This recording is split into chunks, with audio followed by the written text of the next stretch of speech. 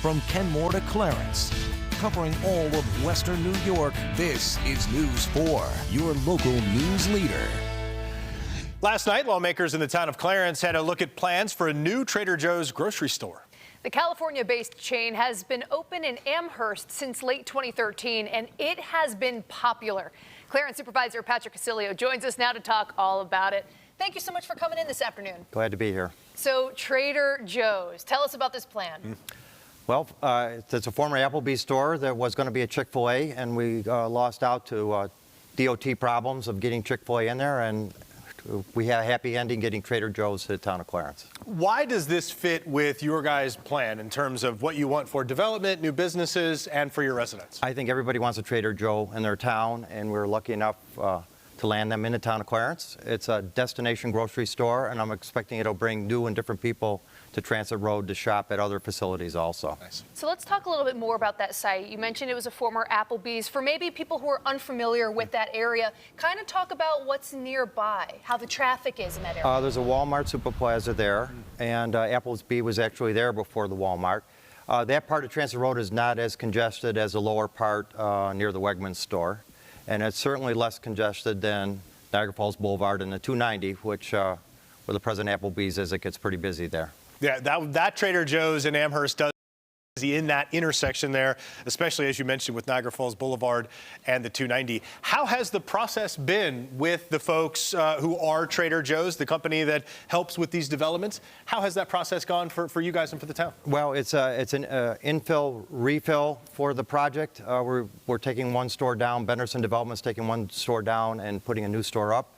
And you can see by the drawings that you showed on air that it matches the existing plaza. So they're basically going to go to the planning board, and I think in 1 or 2 sessions they'll get approval to start construction for the project. So do these things typically move very quickly, or does it depend, does it vary on the actual project? If it was an open piece of land, it could take years to get approved, especially going through Department of Transportation.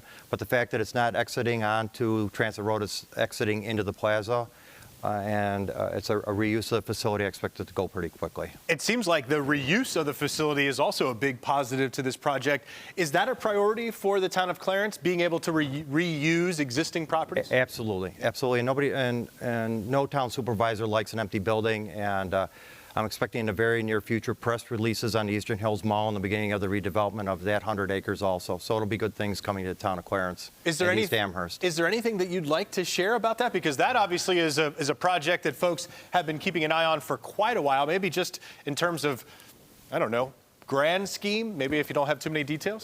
There is, the town board passed a motion last night to be working with Erie County Sewer Authority and the state of New York and establishing a new sewer line down Transit Road to handle the possible 4,000 people that are going to be living there, and we're hoping positive results from the state of New York on going ahead with that project. Great. Maybe, specifically talking about Trader Joe's, I'd imagine a lot of Clarence residents must be really excited. Have you heard anything from them? There were over 200 hits on the social page before anybody knew it was Trader Joe's, and now that's exploded even more, that everybody's pleased to see them coming to this end of town, and from East Amherst also. Sure. For sure. It's definitely going to be a popular spot. Patrick, what's the timing and logistics left for you guys? What should folks think? Are we thinking 2026, or could it be sooner? I think it could be at the end of 2025. We expect to get it through the town in a couple weeks. And after that, I would hope that they would start demolition no later than March, possibly. All right, so I'm sure residents will keep their eyes peeled. While we have you here, is there anything else you want to share that's coming out of Clarence? I pointed out earlier, town of Clarence has got plenty of salt.